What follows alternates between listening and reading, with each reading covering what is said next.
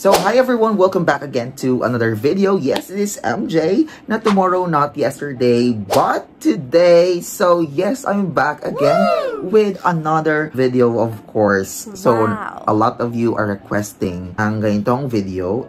Mga aso ko, ang kulit ng aso ko. Say hi! Nestle! Milo! Where's Milo? Milo's there. Milo. Ayan, makulit yung aso. Anyway guys, let's go back sa ating vlog. I know, ang dami nang gustong pumunta dito sa Thailand. And, oops, wait a minute. So, kailangan nyo munang malaman kung ano nga ba mga cost of living dito, ano yung mga gagastusin dito, okay pa ba mag-work sa Thailand or hindi na, may inflation ba, tumaas ba yung mga bilihin. So yun, tatalakayin natin yan for our video. So if you're new here to my channel, yes, this is MJ, not tomorrow, not yesterday, but today, yes, 100,000k subscribers na po tayo. Thank you so much sa inyo. Ayan. So, ayun na guys, ano ba yung mga kailangan natin kapag tayo ay tumira, nagtrabaho dito sa Thailand? Of course, first, yung house rental or yung apartment rental. So, kakailanganin mo yan, of course, saan ka mag-stay? Diba? Depende kung yung provided ng school mo or yung employer mo, yung bahay. O diba? Mas bomba yun. Pangalawa, yung transportation. Of course, kailangan mo yan. Food and grocery. Kailangan mo din yan. Yung utilities like water bill, electricity bill, yung mga kailangan mo, household, parang ganon. Household utilities, parang ganon. Next, of course, yung internet. Kailangan mo din yan. Also, allowance. And yung miscellaneous. Of course, yun yung mga dapat nyong i-consider kapag nagtrabaho kayo abroad, hindi lang sa Thailand, kundi sa abroad. Next, guys, of course, yung food at grocery. So, nakadepende yan sa inyo, guys, kapag gusto mo magluto or bibili ka na lang sa labas. Yung good thing dito, guys, yung market nila ay puro pagkain. Halos pagkain. Kahit saan-saan lang din may market. So, good thing yan kapag nagtitipid ka, pwede kang bumili ng 5 baht na rice or meron ding barbecue na tig 5. So, that's 10 na, di ba? Meron yan guys. So, kailangan talaga maghanap ng pagkain sa mga market or pag magluto kayo, if di nyo bet yung Thailand na food, wala namang problema. Pwede kayo magluto na pang breakfast, lunch at dinner, di ba? Bongga. Kasi usually naman sa lunch, sa mga school, pag pratum ka or grade school ka or nasa primary level ka, may mga free lunch sila. O, di ba? Tipid ka na.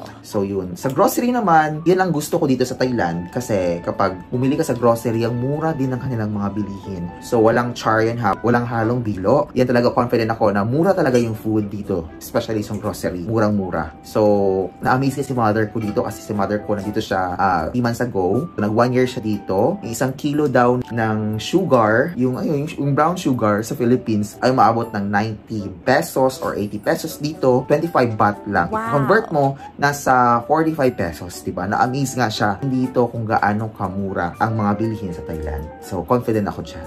So, next guys, yung internet din, confident din ako kasi kapag sinabi mong unlimited internet, unlimited talaga yung internet nila dito. For example, may 30 days. So, pag sinabing unlimited, unlimited talaga. Walang, magulat ka na lang talaga na ang bilis pa ng internet dito. Kahit mag-YouTube ka pa, mag-Facebook ka pa, mag-download, upload, ay sobrang bilis ng internet. Of course, sa bababang halaga. So, mayroong nasa 350 baht, 450 baht, depende sa gusto mong gigabytes or Mbps. Ayan. So, confident talaga ako na maganda ang internet sa Thailand. Next naman guys, sa water bill, electricity bill, at saka sa others. So, kumbaga, sa water, confident din ako dyan na mura din ang water nila dito, water bill. Sa electricity bill naman, hindi ako masyadong confident.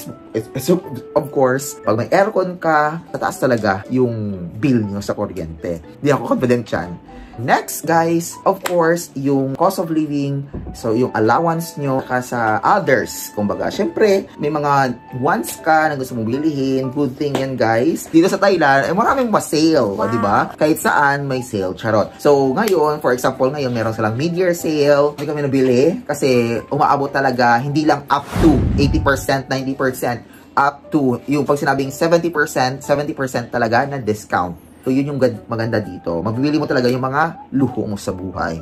Ayan. What else?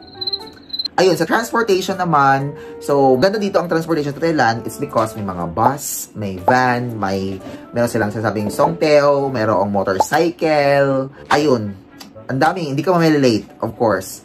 Sa Songthaew naman, may mga Songthaew na 8 baht lang yung pamasahe, merong 10 baht. Pag motorcycle naman, nasa 40 baht, depende sa kung gaano kalayo. So don't worry dito sa may bus din, hindi naman masyadong kataasan yung pamasahe dito.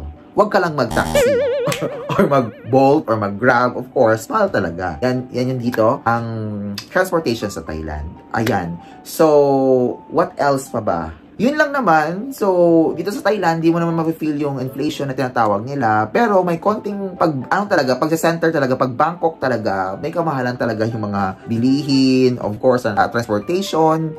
Ayun. So, kami kasi nasa next province ng Bangkok. So, hindi masyadong ma-feel mo yung presyo dito sa, sa province namin. Ayan, guys. So, if you have any questions sa ating next vlog, comment down below. Ayan. So, that's it. Thank you so much, guys, for watching. And happy 100,000 subscribers. Yay! With my budiks. Yan.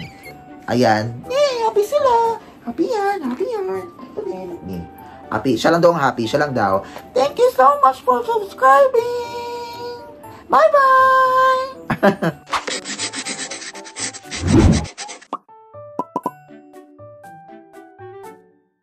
Hello, this is Nestle, and this is Milo. I'm Milo, and I'm Nestle.